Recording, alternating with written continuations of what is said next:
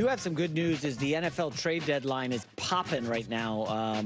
Huge one in New Orleans. The Saints have agreed to trade four-time Pro Bowl cornerback Marshawn Lattimore to the Commanders for a third and a fourth, and then a fifth goes back to Washington. That's a big deal for the Commanders. It's a great get. I don't know if he's an elite cornerback anymore. He's still a top 20-ish cornerback in the league. Nursing a hamstring issue, but he's a very, very good player, and he attacks a real weakness. And again, in these big games, you're going to face Jalen Hurts and A.J. Brown. You're going to face, Amon-Ra St. Brown. All the good teams in the NFC have a lot of weapons offensively. So this is the weak spot.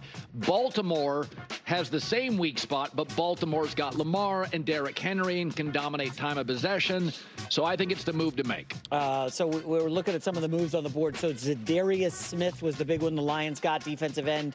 Good pass rusher from the Browns. I like all of them except the Cowboys. I think they got fleeced by Carolina. Well, yeah, the Cowboys deal was dumb. Fleeced. Just really insane move. A 3-5 team, your quarterback goes on the IR and you're buying? Like, they don't know what they're doing. I mean, they've literally pivoted. The Cowboys have gone from regressing to they don't know what they're doing. Jerry's just grasping at straws. I'm not here to beat up on the Cowboys. I've been saying for 25 years of being a radio and TV talk show host in America, my take is with the Cowboys every year, they'll be pretty good. And that's what they are with Romo and Dak. They are now a poorly run mess. Yeah. The Trey Lance and Mingo deals are bad GMing. One that went down in the last 10 minutes, I'm sure you saw on the screen there. Mike Williams leaving the Jets. He's fine. He is going Steelers. to... All right. I want to talk about Washington Commanders, though. Right. This is huge. This signals so many different things for the Commanders, and there's multiple layers to this that I'm excited to unpack. Okay. First off, I'll say, Commanders fans probably music to their ears hearing that the Cowboys are making bad moves and are just hurting themselves even more. So Commanders fans are going to love that. But okay.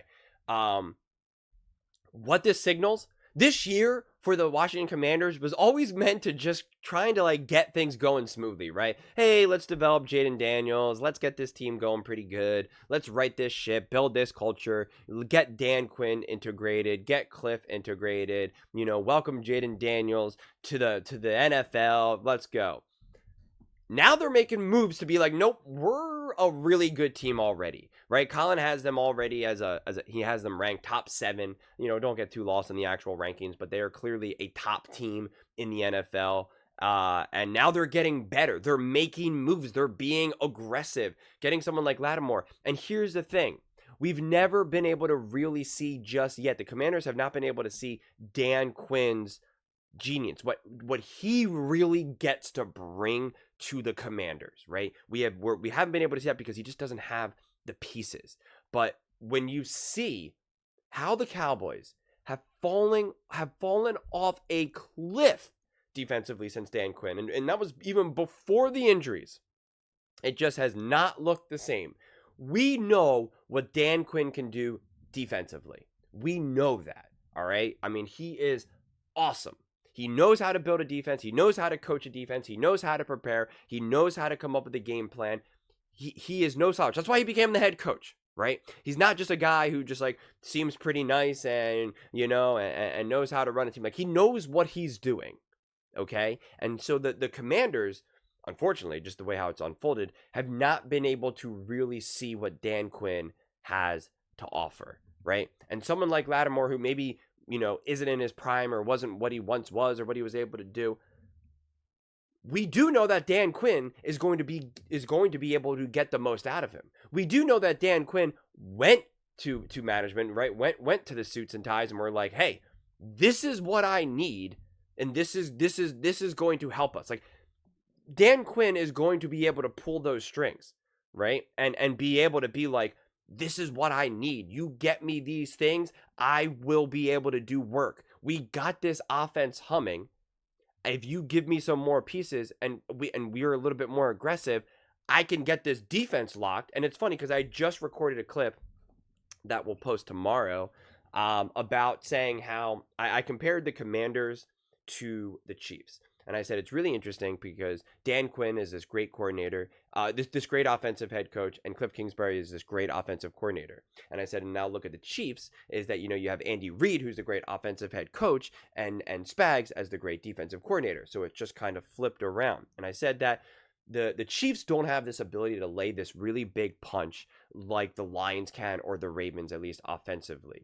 But their level of consistency and their defense allows them to still be great. And now you have the Commanders who, from my viewpoint, what makes them special right now is their level of consistency. And although they can still do great things offensively, they can't lay on what, say, the Lions have been able to do. I mean, the Lions are just stacked offensively. And if you could elevate the team, the Commanders, and I said the difference between the Commanders and the Chiefs right now, outside of obviously the wealth of experience of Mahomes and Spags and Andy, and them obviously just being established all-time greats, is, you also have the defense. If the Commanders now improve their defense, I mean, that just has, I want to say a trickle-down effect, but really it's a waterfall effect, right? Like, it's just going to improve this team so significantly. It's going to allow Cliff Kingsbury to call different games and have different game plans. It's going to allow Jaden Daniels to have a different approach. It just makes this team so much more complete. They can start to play with the lead more, a larger lead, be more dominant, be able to pile on some more points. Like, the opportunity for the Commanders cannot be understated here with this. If they improve their defense and make things harder defensively, it just allows the Commanders to just really spring forward right now. And that's got to be a really, really exciting prospect. So I absolutely love this move. Again, I'll never pretend like I know exactly what pieces, what players need to come and where, and how they will perfectly fit in. I'm not a GM. Everyone always likes to pretend like they know exactly what guy will fit and why or why not. I'm not, I don't ever try to pretend any of those things, but I put my faith and confidence and build my opinion around the people that I'm going to trust and listen to and understand. And that's where I look to Dan Quinn, and I look at his track record, and I look and see what he's been able to do. And I even look and just see some of the trades and moves that the Commanders have done as a whole. And you start to put the trust in the organization, in the GM, ownership, coaching staff, etc. And that's when you're like, this is going to work. This is going to be great. This is going to significantly help the Commanders. And I'm curious if they do even more moves. I'm going to post this video right away. So maybe by the time I already posted, more moves will be made.